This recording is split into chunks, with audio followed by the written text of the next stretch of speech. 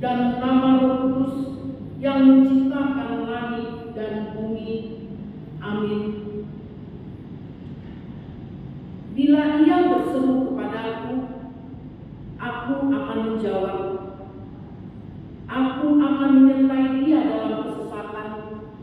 Aku akan meluputkannya dan memuliakannya. Dengan panjang umur akan kenyangkan dia. Orang yang duduk dalam lindungan yang maha tinggi dan bermalam dalam naungan yang maha kuasa akan berkata kepada Tuhan, tempat perlindunganku dan kubu pertahananku, Allahku yang kupercaya. Haleluya.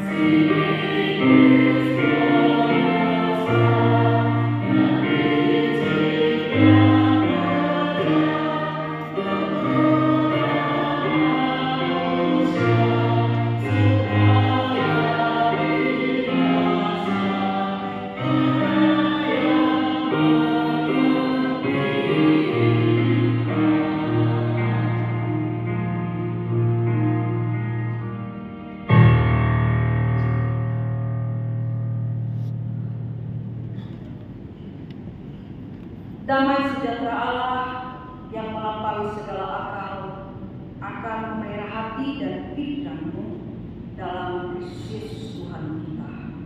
Amin.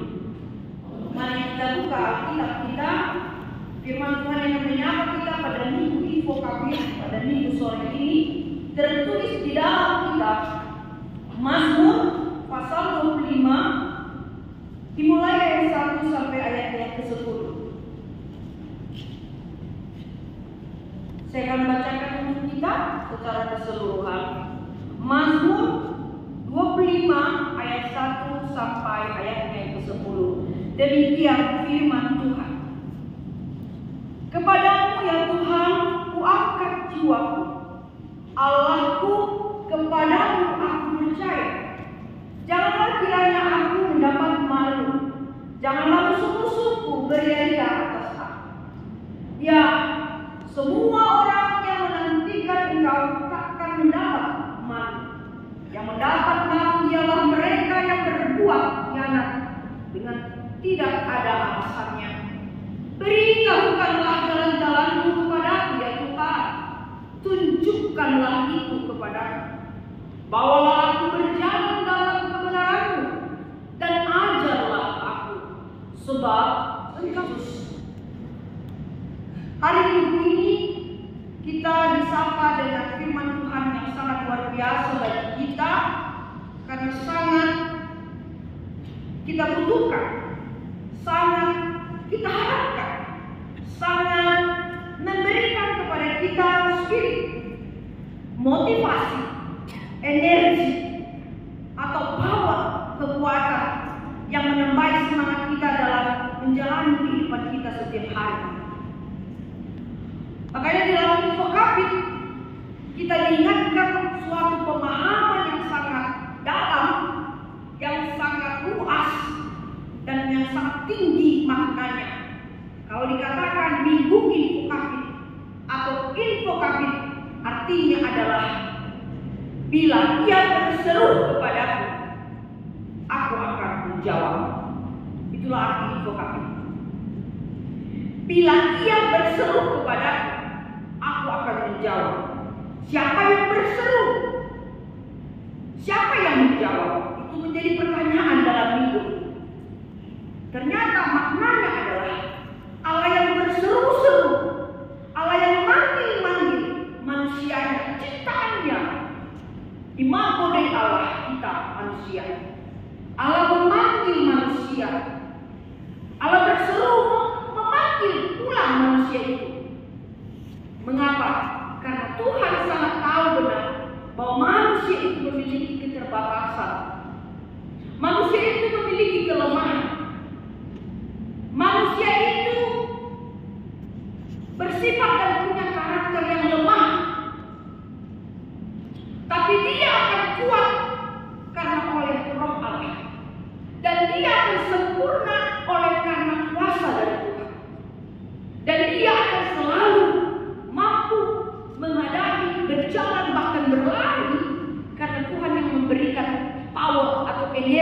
dalam kehidupan manusia ini.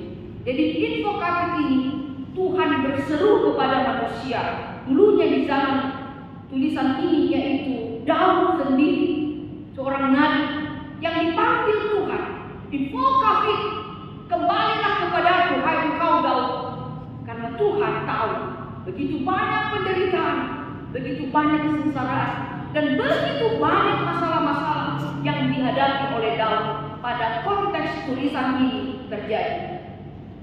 Nah sekarang saudaraku, firman ini juga mau berinfo Kapit kepada kita. Allah memanggil Anda, Allah memanggil kita sekali beban melebihi dari berat badan kita. Tuhan tahu begitu banyak persoalan di dalam pikiran kita ini. Tuhan tahu begitu banyak sampai penuh hati kita ini, relung hati kita ini, menampung semua. Kadang kita mencoba bertahan menghadapi. Harus kuat. Anak-anak Tuhan harus kuat. Untuk itu Allah berseru memanggil saudara, memanggil saya, memanggil mereka yang ada di luar sana, memanggil setiap manusia untuk datang kepada Allah, yaitu dialamatkan tulisan ini kepada manusia yang letih berjalan, tetap berjalan, tetapi dia sudah capek, letih, ya. Letih, berkeringat, dan mungkin sebentar lagi dia akan pingsan karena letihnya, memikul beban penderitaan, kekecewaan dan sebagainya, letih dan lesu tak berdaya. Tuhan panggil manusia yang letih dan lesu, yang berbeban berat, bukan berbadan berat, yang memiliki beban yang berat. Tuhan memanggil orang-orang yang haus, bukan karena haus oleh karena minuman, tapi haus akan kebenaran. Tuhan memanggil manusia-manusia yang lapar, bukan lapar karena makanan, tetapi lapar dengan keadilan. Tuhan memanggil orang-orang yang sakit.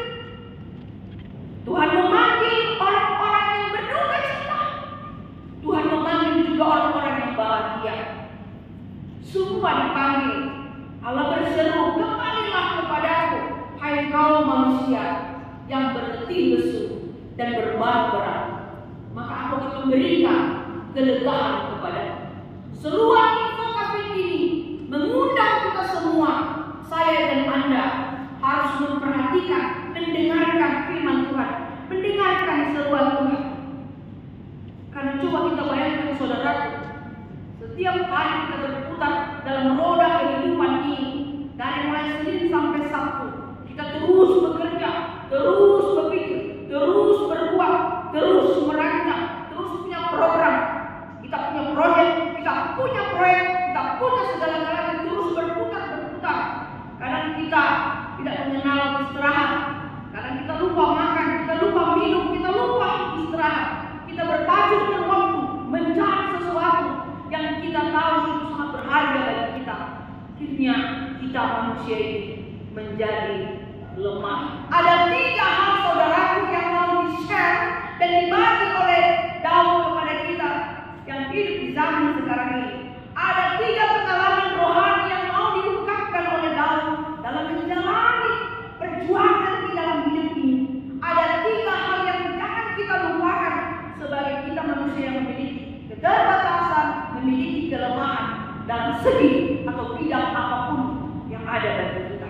Pertama saudara, dikatakan, mari kita lihat Alkitab kita di ayat 7. Di ayat 7 itu ada penekanan yang pertama, walaupun di ayat 7, tetapi inilah dari pemikiran yang mendasar yang sangat krusial di hati dan di benak oleh Daud.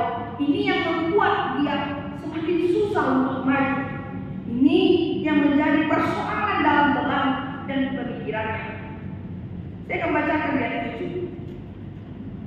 Dikatakan di ayat 7, dosa-dosaku pada waktu muda dan pelanggaran-pelanggaranku janganlah kau ingat, tetapi ingatlah kepadaku sesuai dengan kasih setiamu oleh karena kebaikanmu, ya di dalam ayat 7 ini, bagian yang pertama yang sangat penting sekali. Jadi seperti itu kita kalau berbicara atau menyampaikan sesuatu, kita mulai atau sesuatu yang penting, apa asal muasal di dalam pemikiran persoalan masalah yang dihadapi seseorang. Jadi di ayat 7 itu jelas diterangkan dalam sini bahwa dia sangat-sangat menyadari bahwa segala penderitaan yang dia alami, saudaraku, segala penyakit pemikiran dalam hidupnya, dia katakan dasarnya adalah, persoalannya adalah dia mengingat bahwa persoalan yang ada di depannya ini adalah dampak dari perbuatan di masa lampau.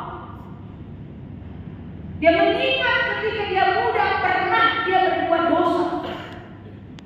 Ketika masa mudanya dia pernah melakukan pelanggaran tidak sesuai dengan firman Tuhan.